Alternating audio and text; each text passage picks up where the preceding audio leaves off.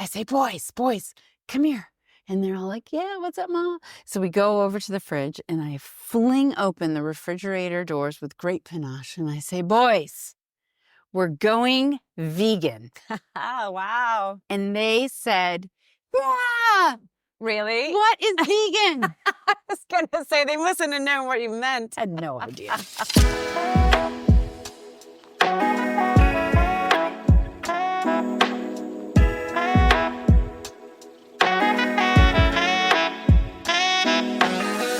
I'm Naomi Hallam, a mother, long-term vegan, and someone who loves learning from others. I've gathered some of my favourite vegan parents, a mixture of advocates, activists, health professionals, chefs, and more, to talk about the benefits and misconceptions around vegan parenting, which are many. We'll also be talking about all the fun and not so fun stuff that we parents go through and how raising kids has shaped us. Whether you're curious about vegan parenting or just want to know where we get our protein, then this podcast is for you. It's a resource I wish I'd had as a first-time mom, but that you'll never have to be without. Welcome to Raising Gen V.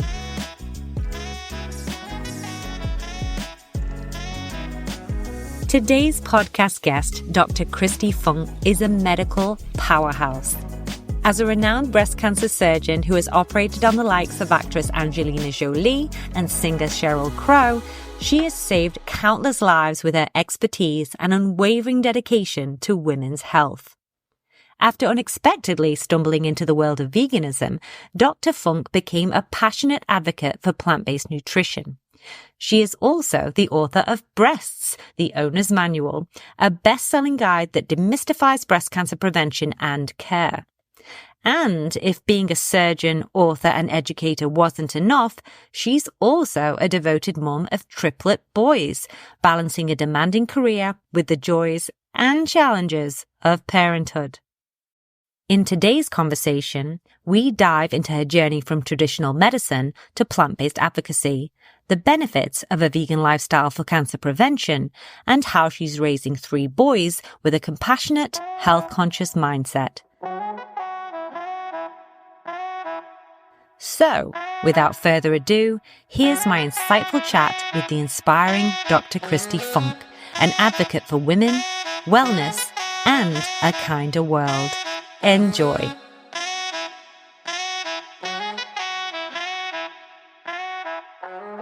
Dr. Kristi Funk, thank you for being on the podcast. So happy to have you here. I'm so glad to be here. So tell me a little bit about you and when you decided you were going to be a badass cancer surgeon.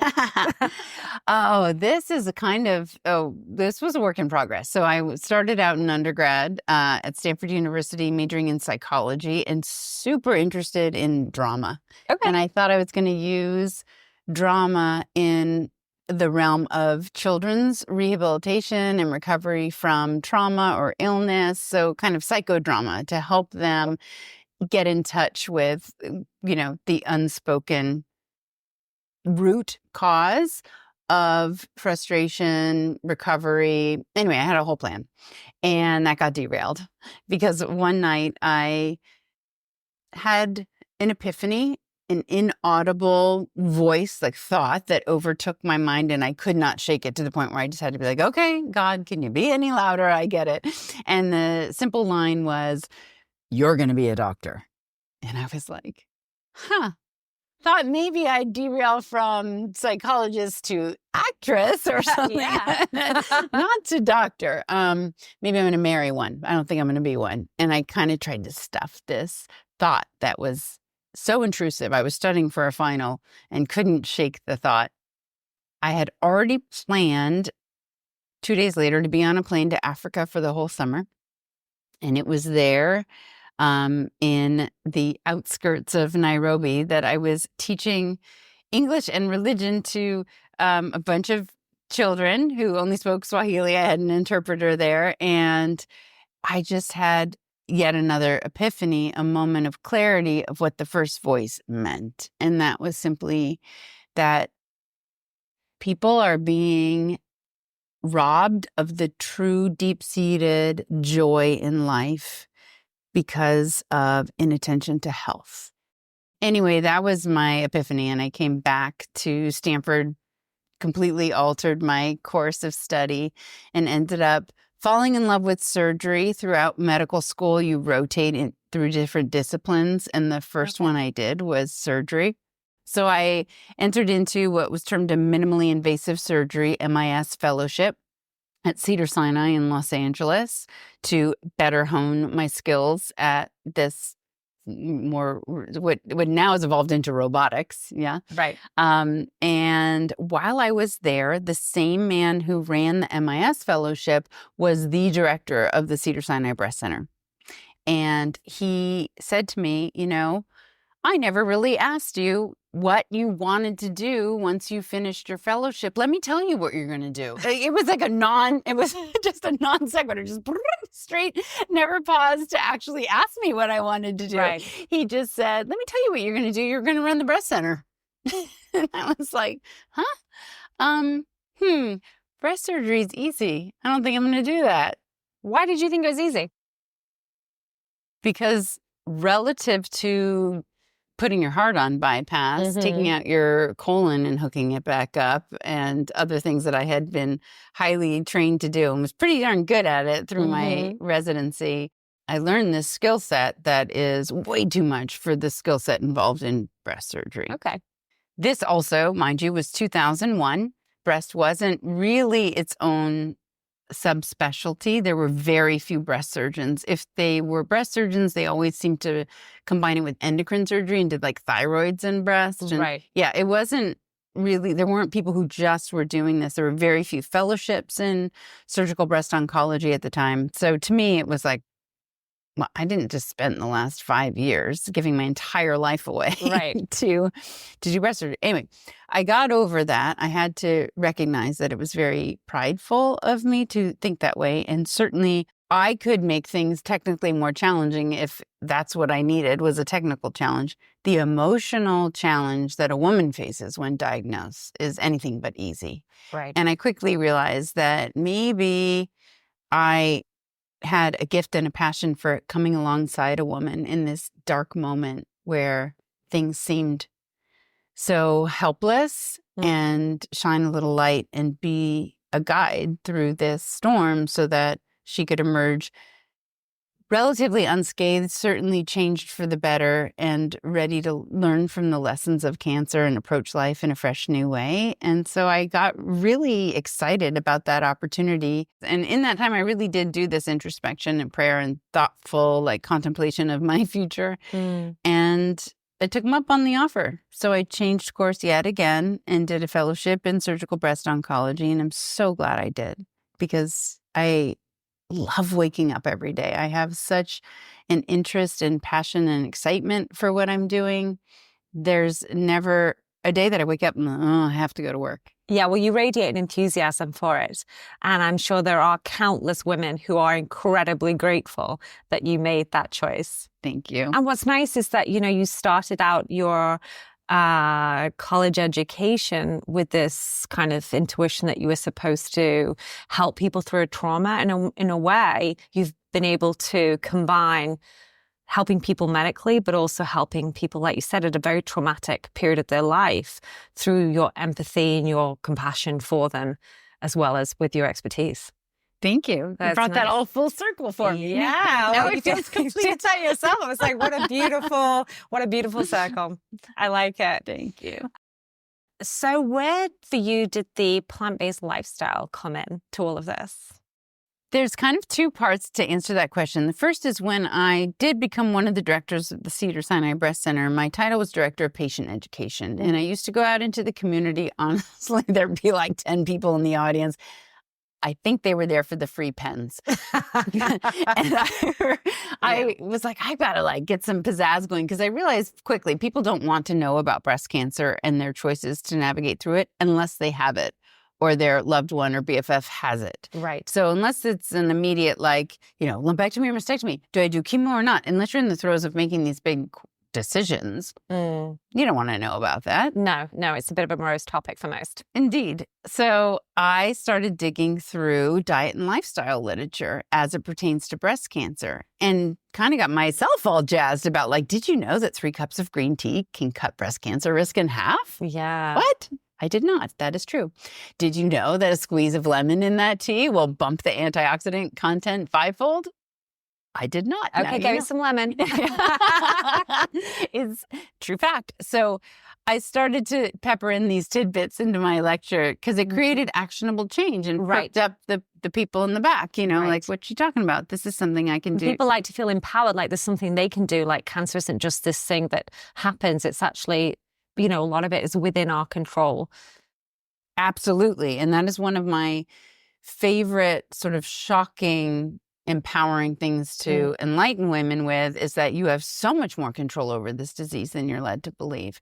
Every time you lift fork to mouth, every time you chew and swallow down something, drink something, move or don't move, forgive or don't forgive, even, touch or don't touch when we're talking about certain toxicities. There's so much that you can improve upon in your life because people feel like it's either genetics or fate and end of story. Right. But that doesn't leave you with anything really to do except what you're told to do. Surgery, radiation, chemotherapy, antiestrogens, all the things that we can throw at you quite successfully for the most part to help cure this cancer isn't the end of the path. And I'm so excited now to be able to offer women something actionable that they can bring into their everyday that makes them feel somehow a bit more shielded against recurrence or dying from this disease that goes beyond the Western medicine staples. Yeah. And because this isn't something that women have been, taught for decades, because it seems like a fairly new concept that diet would, would impact our health outcomes, even though, it seems such a sensible thing. Can it be difficult to convince people that they have the power to define their health outcomes to a degree? I have this really unique moment of capturing someone's attention because all of a sudden their life feels in the balance. Right. And they are very receptive to any advice, especially sage advice that can be backed by science. And that same advice is something they can literally pick up at the grocery store on the way home. It's so exciting for them. And they aren't at all resistant to the idea. The implementation of going entirely plant-based is certainly challenging for most. In that moment, they're also already overwhelmed by just the fact of cancer. Let's cut it out. Oh, we can't do it tomorrow. Why not? Oh, back up. We have to do X, Y, Z. There's a lot of hurry up and wait in this diagnostic process, which is when they're meeting me and I'm trying to implement some change. But I dial back. There's no urgency to it. I mean, for some people, I kind of play into where they are emotionally and mentally because it's easy for some to grasp, slower for others to get that this matters because it's the long play, right? We don't need to immediately issue all animal products tomorrow. I would love it if you did, but you can't, it's all. Yeah, it's not realistic to ask somebody to make such a radical change when they don't even know how. Right. So in 2017, I decided to write a book so that I could better educate larger numbers of people so they could essentially have access to my method in which I sit down and say, look, here's breast cancer. Here are all the different ways we can treat it. Now we're going to hone in on your type specifically and create a solid plan that feels good to you. And I was able to write that in book form so that you don't even have to see me to be able to figure out with clarity what your next steps should be. That's where I started. Then when I got the contract with HarperCollins, my book agent and I had created a bigger outline that included, so the cancer, you're diagnosed, here's what you need to know and to do about it, turned into 2 out of 10 chapters. So the other 80% of the book became all about empowerment. about understanding and busting myths around breast cancer. And a lot of those myths have to do with environmental toxicities and underwire bras and deodorant and things like that. And when I then got into here's what you should eat and here's what you should not eat, I dove into nutritional science for the very first time in my life. For the very first time in my life. Which is shocking for somebody who's studied how to make people well for so long. I was shocked. I was furious, actually. There's like rock solid research coming out of JAMA, Lancet, New England Journal of Medicine, right? We're not talking Leafy Green magazine here, people. We're talking these reputable journals, peer-reviewed articles, studies showing that animal protein is clearly one of the major root causes of all of the illnesses that we encounter. And not only is that a causative problem, the solution, like what are you going to eat instead, which would be plants, fruits and vegetables, legumes, whole grains, all of these healthy fats, right? These foods, they're not just, okay, this is my new sustenance so I don't die. They're powerhouses of anti-everything bad, right? Anti-inflammatory, anti-bad growth hormones, anti-angiogenesis, which would be the blood flow that cancers always need to grow. Right. Antioxidants, right? It's all about oxidative stress and this battle inside of us of oxidants, which ultimately lead to cell damage, immune system dysfunction, and the ability to lay down problems, plaque in arteries, fat around your internal organs, cancerous cells that then can grow and multiply, on and on, right? Right. Blown away. I went into this research simply to prove one thing, that the Mediterranean diet is the best way to eat. I just kind of was selfishly proving with science, or so I was trying to, that the way I ate was oh so correct. Which would be very convenient, right? Right? Everybody wants that. And they're all looking, like you say, for the science that supports what they want to know. I went into the science, I want to say open-minded. I was expecting the science to corroborate what I already believed just naturally. Where did I get my science, my knowledge, my decision-making? Literally from fad diets. I was a kid growing up in the 80s, all right? I was a teenager when bread, pasta, rice, and potatoes made you fat, and I avoided all those carbs like the plague. I became vegetarian when I was 10 years old. Why? Because I did whatever my sister did. My sister was 12 years older than I am. So at 10, she was 22. She became vegetarian. So did I, because I looked up to everything she said and did. Yeah. When I was 16, she reverted back to meat. And to prove that I was a woman with her own thoughts and decision-making capabilities, I stayed vegetarian. And that's where I parked it, believe it or not, until my 4th year of surgical residency. So I'm 29 years old. Everyone was doing the Atkins. And I was like, hey guys, we're all getting a little bit like fluffy because we're busy and we're not taking care of ourselves. This was pre-residency hour restrictions, by the way, just a little throwback to the days where you literally could legally be made to work 130 hours a week. It was insane. However, it left no time for self-care, right? So I said, hey, everybody, let's do the Atkins. Yeah, I remember that's like an orange book. It was like an orange covered book, or the edition that my mom carried around like the Bible was. Right. And she was even telling me, an impressionable young child, you know, you want to be careful because if you eat too much pasta, too much bread, you'll get fat. And that was kind of the only health advice most of us got growing up, right? Was that fat isn't healthy and thin is good. And that's all that matters in relation to what you put in your body. Very sad and true. So off we went. I had about 10 people like, all right, let's do it. And I had these little strips that I would pee on to make sure I was ketotic. The challenge was, well, we just took them out of the cabinet. We were in a hospital after all. So about 10 people were like, yeah, let's do it. And 5 of us ended up finishing the month as a challenge. At the end of it all, not only did the white lean meats stick with me after that, but 3 of the guys had lost 40 pounds, 20 pounds, 10 pounds, and I gained 3. It didn't even work. Oh, wow. All of that peeing on paper. I know. And no results. No results to show for it, except now a worse diet. Right. Did not know it, Right. but Right. Because when you say animal protein, you're not just talking about steak, right? Because a lot of people think, oh, yeah, I know red meat is bad for me, but the rest is good. We're talking about like dairy, eggs, chicken, the whole gamut, right? yes, when I say animal protein, any source of food that, had a mother, as we like to say, had eyes. So all red and processed meat has a lot of damning evidence behind it in the science, but so does chicken, turkey, fish, milk, butter, cheese, and eggs.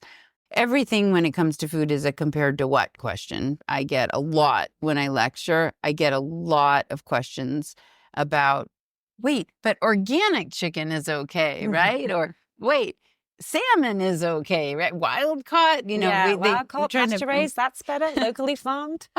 Yep, I've heard all the buzzwords. Yeah. So one day, this is it. This was the day.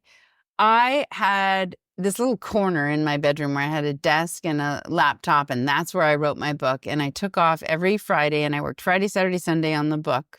I remember people would be like, oh my gosh, I can't believe you do it all. You got this full-time job and 3 kids and you're writing this book. How did you do it? And I said, I didn't parent. Like, I had no idea where my kids were or who they were with. Like, almost a whole year I missed out. But this one particular day, it was a Friday, and I was sitting in my little corner because I would get up at like 6 to start, and I could hear the boys downstairs. So I run downstairs because I decided I'm going to parent today. I'm going to make their lunch. They were going to camp. It was summer. And I said, boys, I'm going to make your lunch today. And they're like, whatever. Like, they don't care. They were, yeah, boys. They were boys. And at this time, it was the summer between 1st and 2nd grade. And they had just turned 8 years old. Couple days before this. And yeah, you have twin boys, right? I have triplet boys. Oh, triplets. Mm-hmm. Right. Okay. Don't forget the third one. I knew you had 3, but I didn't realize that. Yeah. Okay. Yeah. This is funny because we've been talking about how we ate in the 80s and avoided certain foods. So like any loving, good parent, I was passing on my carbohydrate phobia to my children. So here is the lunch that I packed that day. I will never forget this as long as I live. So I had tons of organic sliced turkey breast, deli meat, right? Okay, mm-hmm. Deli meat, yeah. Mm-hmm. Mm-hmm. And I wrapped it around a mozzarella stick. Oh. And then I took all of that and wrapped it into lettuce. Uh-huh. Tucked it in there. Atkins would be proud. So proud of me. So proud. No bread. And then I don't remember what the rest of it was. Probably chopped up fruit and some veggies. Like, I mean, the rest, I was still like obsessed with fruits and vegetables. I just had a lot of lean meats, chicken, turkey, fish, right? Mm-hmm. Lots of fruits and veggies. And that was my life because it was don't be fat, be thin. Like, I wasn't eating like high fat or highly processed foods either. Right. Off they go to camp. I go back upstairs to my corner. It's incredible that this actually unfolded this way. The next study on my list of things that I was trying to get through, because I'm still writing the chapter on food, what to eat and what not to eat, turned out to be 2 chapters. I open up the ruling of the IARC, the International Agency for Research on Cancer. I love this agency. It's part of the World Health Organization. Why? Because they are not bought by anyone. Which is so important. People don't realize that a lot of the research out there is funded by an industry or an individual who has, a personal bias or interest, financial interest usually. Mm-hmm. And you've got to be very careful about who has conducted the research and that it's peer reviewed.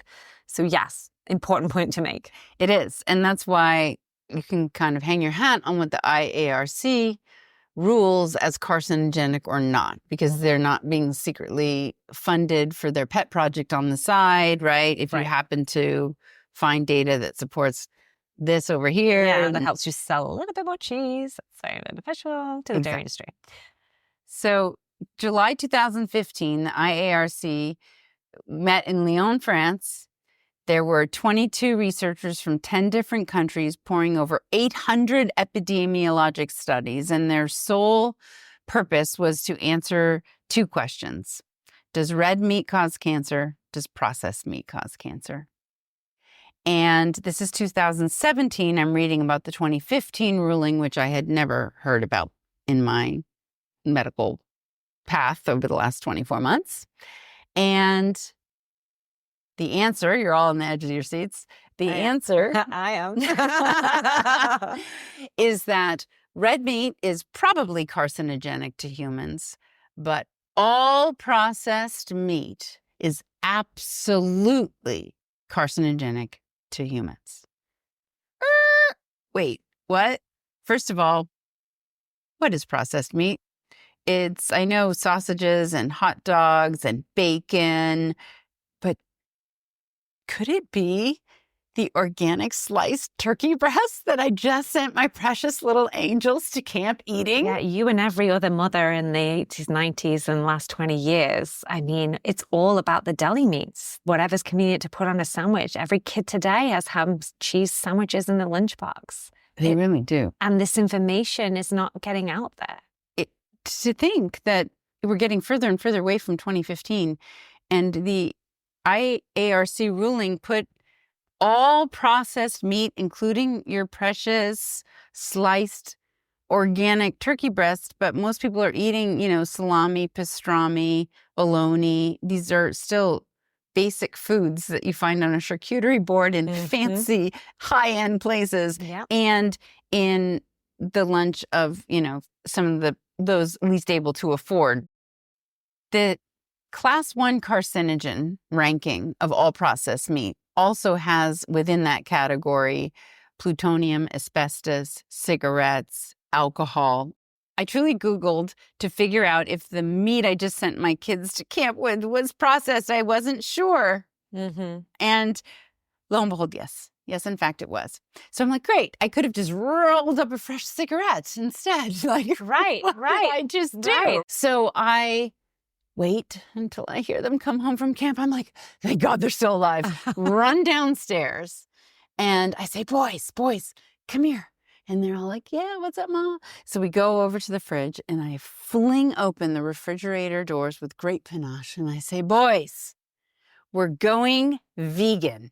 Oh, wow. And they said, ah, really? What is vegan? I was going to say, they mustn't have known what you meant. Had no idea. And so that very day, I decided I would take off. You have to realize it's a huge sacrifice. Like I wasn't doing anything but writing, working. I would try to work out. I would wake up and put my clothes on to work out, and then I would take them off to go to bed because I never did work out, right? Like I had the best of intentions, but this was an all-consuming endeavor to write this book and maintain my practice. So to take off the whole day to teach my children why we're going vegan was a huge sacrifice on my part. I'm kidding. But first thing we did, I said, let's find everything in this refrigerator that has to do with animal products, and we're going to put it in these bags. We filled up 4 typical paper grocery bags to the brim. I had like this ridiculously expensive salmon fillet that I had just bought because we barbecued every single Sunday. We had like 15 to 20 people over, bestest of friends and my close family, like every Sunday. That was what we did. We barbecued salmon. Carcinogens with them. Yeah. That's what you do with friends. If you really love them, you share everything. Yeah. So I had salmon, a bunch of organic, skinless, boneless chicken breast. But then we got into my therapy drawer. There was a chunk of cheese that would be like the 5-year age Gouda, the Manchego that the boys knew they couldn't eat because it was too expensive. Yeah. Right. Yes. And yours. So off that went into the bag. Then we opened the freezer. Shock and awe. Look at these ingredients. There's milk and cheese stuck into the organic veggie patty that I just never would have thought had that, but it does. No, everything has milk tucked in there. Even like non-fat powder of milk. Right. The condensed milk. But like it has so many sneaky things that are... So off, everything went into these bags. We filled 4 bags to the brim. We took them immediately to my parents who lived a mile away and said, here, it's too late for you. See your theme here. Right? I'm like, it's too late for you. And because my parents are thankfully still alive, they're 90 and 94. So at the time they were, old, but they are depression babies. And I just knew that my mom would never speak to me again, probably for real, if she had found out that I threw away 4 grocery bags filled with perfectly good carcinogenic food. Yeah. Of course. So I gave it to her. And then we went home and cuddled up on the couch and we watched Cowspiracy. Mm-hmm. We watched What the Health. And we watched Forks Over Knives. Not consecutively in that same night, but in the next 5 nights. Like I made a point, like we're going to watch these together. I had not seen these films, so I wasn't entirely sure what I was going to find. And I was delighted with Cowspiracy was the one that was the moment for me when I was like, right, I'm going vegan. That's it. And then I followed that with What the Health. Mm-hmm. And unfortunately, I followed that with Earthlings, which, is too much for most children, but it stays with you a very long time. And it's such an important film to see if you're ready to see it. Absolutely. It is hard to stomach, but you really owe it to yourself to know where your food is coming from. Yeah. So that was the moment. It was literally on a dime. We just turned and went vegan. Now, in fairness, and I should say, before I ran down the stairs, I did earlier in the day while they were still at camp, run down the stairs to my husband, Andy, who works from home. So he was there. And I said, hey, babe, what do you think? I've been doing all of this research and I really can't take much more of it without confessing that the healthiest diet on planet Earth is clearly a whole food plant-based diet. What do you think about going vegan? And he said, oh, I think that would be great. I never ate this badly until I met you. That's so good. I mean, everybody was game. Everybody was. And I seriously have to defend him. It may be true. I introduced him to turkey slices and cheese. You seem to be like wrecking those slices for a while. Really, I should have taken out stock. So I was queen of the cheese platter also at every party. And sometimes Andy and I would literally just eat cheese and crackers and olives and have a glass of wine and call it dinner because that's enough calories. I famously used to say that for going vegan. I used to say I could just live on red wine and cheese and that'd be good. So he was game. So with his permission, the whole family turned vegan in an instant. That week was our transformative week but we started immediately. Like I was a little stuck like, what do we eat now? Yeah. And so I dove quickly into recipes. It wasn't as hard as I think people think it is. We didn't just eat peanut butter and jelly sandwiches. I mean, I figured out pretty quickly where you can get basic proteins, lentils, beans, peas, seeds, nuts. And that's the first thing, isn't it? People go, well, where am I going to get my protein and my calcium and my omegas? And once you know that you can get them in almost every plant in the supermarket. I know. I love to remind people that all of the meats they eat for protein are themselves vegan animals, right? Yep. The cow, the pig, the goat, even our big elephants, rhinoceros, you go big on planet Earth in the animal kingdom, and you will find a plant-based eating behemoth of an animal. So it's ironic that the animals we eat for protein are themselves herbivores. The boys immediately took to this way of eating. One time, I'll never forget this because it just almost, I don't know if I can relay it in a way that will make it sound as poignant as it was for me, but Justin and I were shopping at Whole Foods probably just 3 weeks after we went plant-based. And if you've ever been at Whole Foods, they have a gorgeous ode to cheese in the center of most of their stores, right? With more cheese from around the world than you could ever envision in one place. And there it is. And so I was off in some part of the store and Justin's like tugging on me, mom, mom, mom, mom, mom, mom, mom. You know how they do when they're that young. And I'm like, yeah, honey, hold on. I'm like getting something. And then I bring the car. I'm like, yes, what? And we go over and he pulls me. And he stands and he just looks at this mountain of cheese. And I'm like, yes. And he says, they don't know. Oh.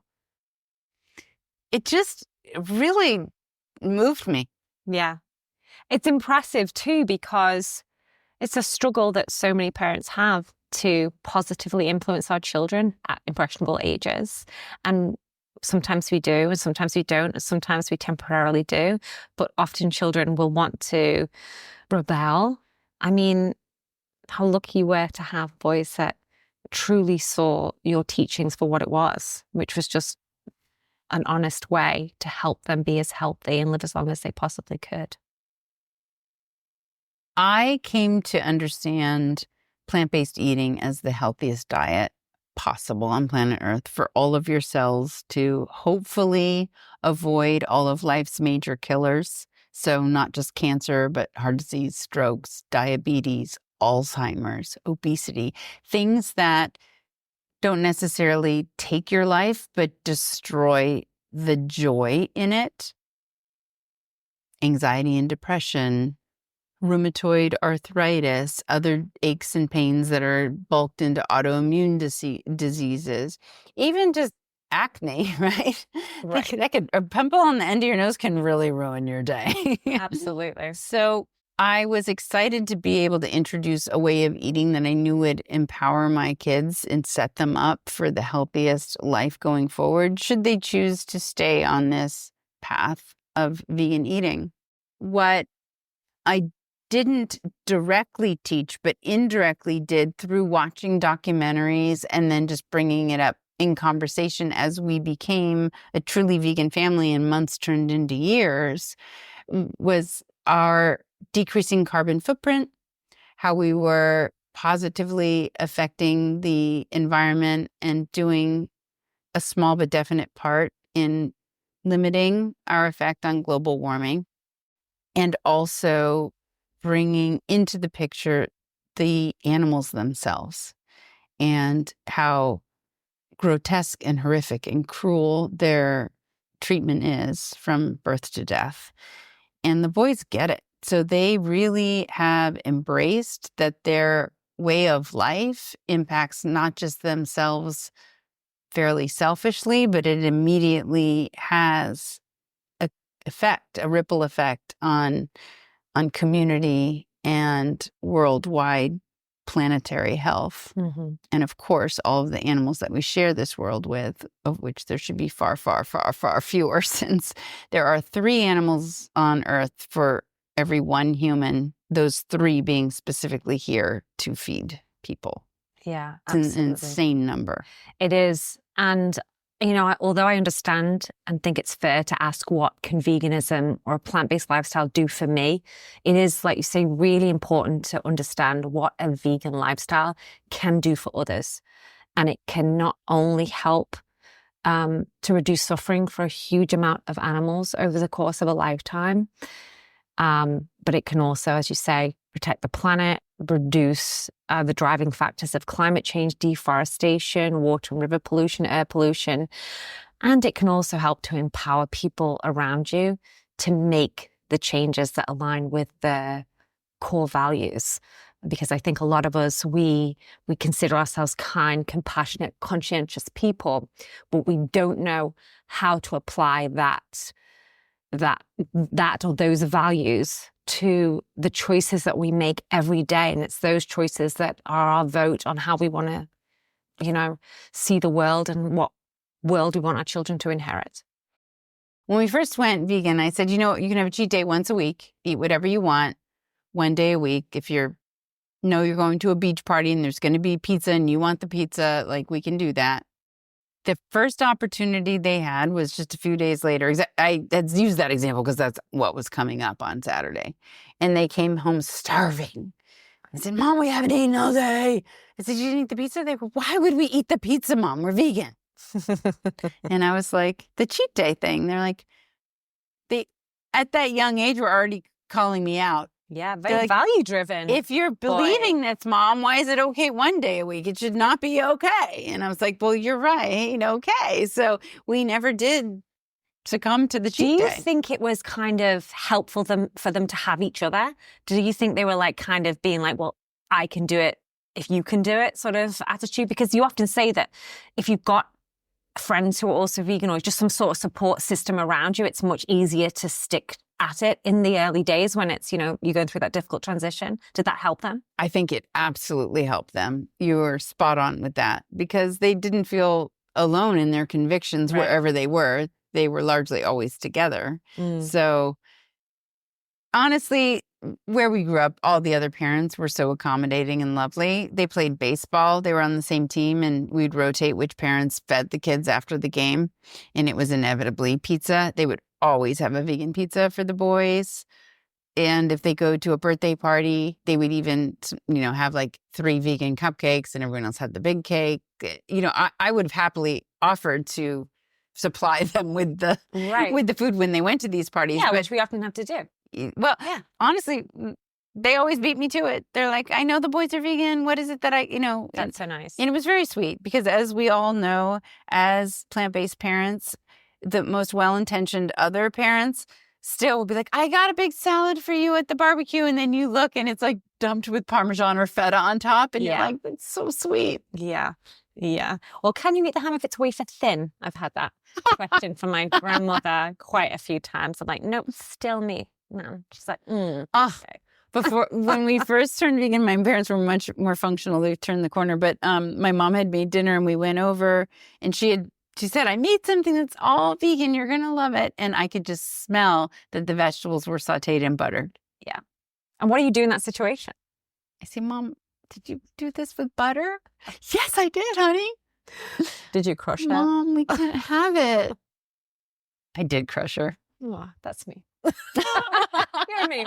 Pretty ruthless. I don't know if I could have done that. I just turned into my I would have had to put it in my pockets and be like, Oh. No, I just turned into that 16-year-old brat who, like, Mom couldn't do anything right. And now I'm back to saying the same thing. But you finished this book, right? This book is the book called Breasts.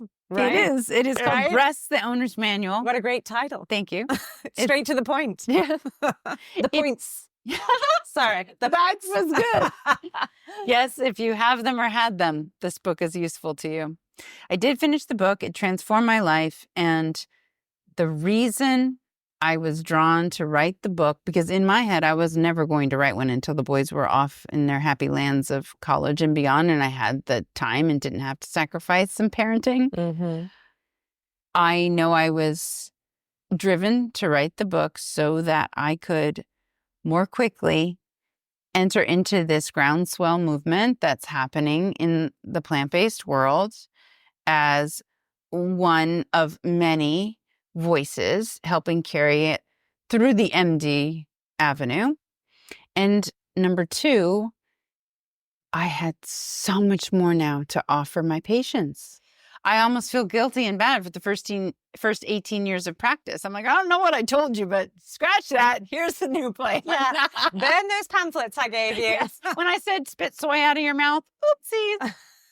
Yeah, let's address that. Let's address the soy, because I am so bored of hearing people say to me, you can't eat soy. It'll either give you boobs or give you cancer because it's full of estrogen. What is the verdict on soy? Please tell us. Okay, so again, here I am writing my book, Dive into the Soy Science, to prove with fact that, in fact, you should spit that miso out of your mouth because it's filled with estrogen. So I'm actually going in with a biased view. I'm just trying to support my own stance that soy is bad for you. Why? It's filled with phytoestrogens, phytoplant-based estrogens.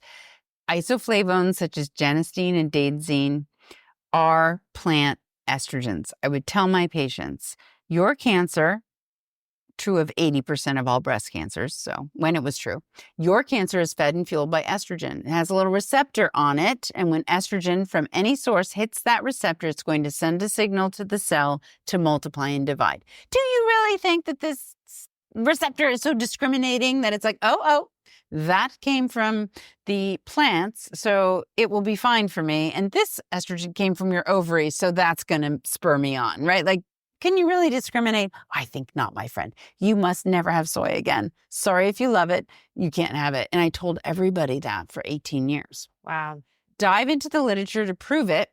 Horrified, shockingly wrong, so embarrassed, because it's not just that soy is neutral, it is a literal anti-breast cancer superfood that I now advise all patients to have 2 to 3 servings of daily.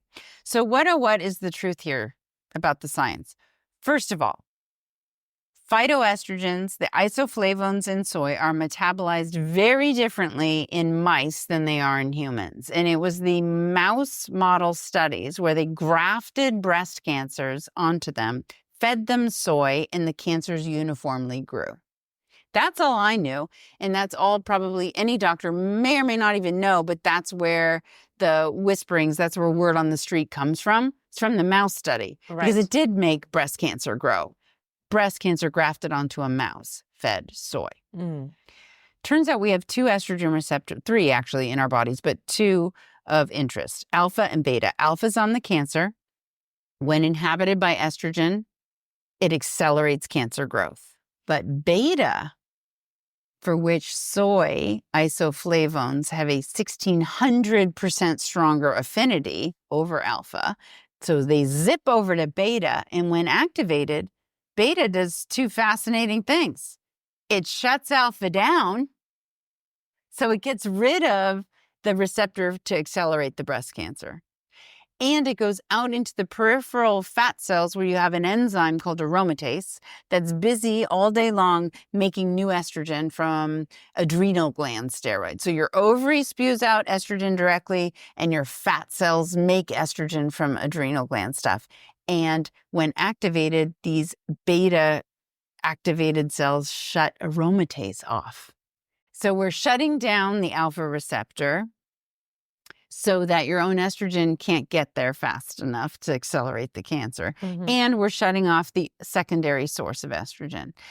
If this is true, then human studies should show the following. And guess what? Every single human study ever done looking at soy consumption and breast cancer does in fact show the following. Somewhere between a 25 and 60% decrease in first-time cancer occurrence. So it slows the appearance of breast cancer ever happening.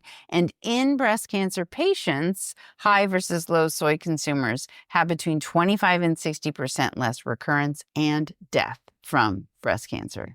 That is fascinating, because I always knew that the science supported that soy was, beneficial for our health, but I never understood how it was that it helped to prevent the growth of cancer in our bodies. And I assume then that's not just with breast cancer, that it has that positive effect on repressing other types of cancers. So there are other cancers that are hormonally mediated, uterine and prostate, for example. But when you tease out in these human studies on soy and breast cancer, the estrogen negative cancer. So 20% of cancers don't have that little receptor. They're not fed and fueled by estrogen. In fact, we don't know what they're fueled by. It's like a little bald head there. It has no surface receptors. And it's called triple negative. It's our most aggressive, most lethal subtype of breast cancer that we come across. And yet, in these same studies, when you pull out the triple negatives, they have around a 50% decrease in recurrence. So there are a lot of anti-carcinogenic properties of soy that haven't necessarily been understood in terms of the mechanisms, but it's a lot more than the estrogen connection. Wow. Okay. Wow. Yeah, big wow. So I have people soy it up without fear. And interestingly, a couple of these studies look at the timing of soy consumption and future cancer risk, and the younger the better. There's a wonderful 417 human study review by Dr. Messina that was published in 2021. And they looked at all of these human studies to define whether or not soy can be considered an endocrine disruptor. And they concluded quite definitively that it absolutely does not affect hormonal levels in women. It does not. It only positively affects breast cancer risk. Same with prostate cancer. It's kind of neutral on prostate cancer. So studies are protective. No studies are causative or worsening it, but it may fall into just being neutral with prostate.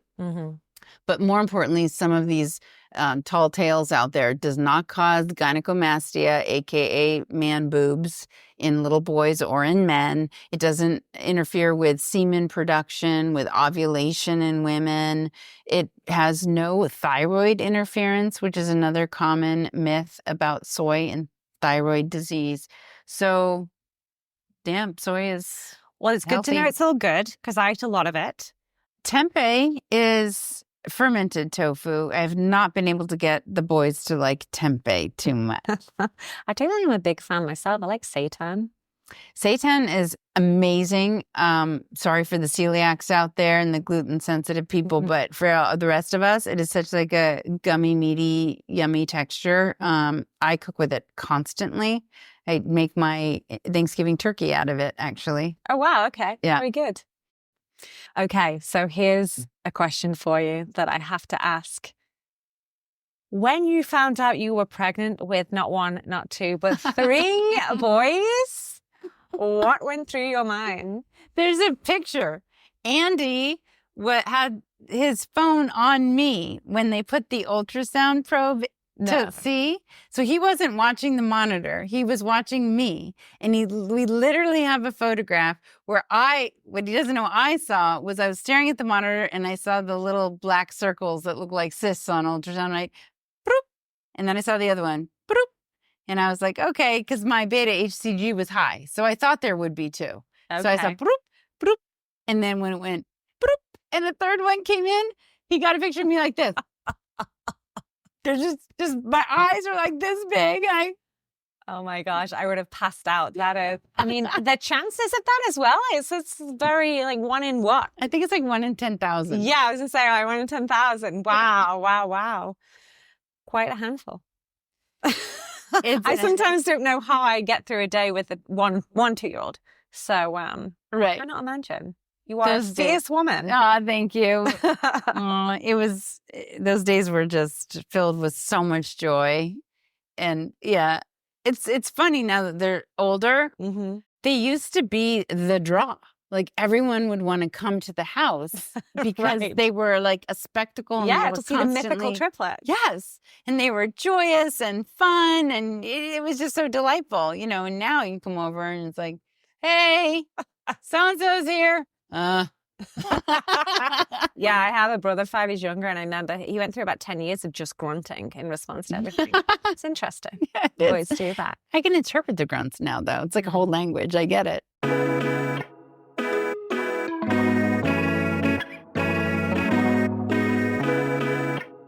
Kristi, this was a fantastic conversation. Thank you for sharing all of your wisdom. Thank you for sharing it in your amazing book and helping so many women, and for being here today. Really enjoyed it. Oh, me too. Thanks for having me on.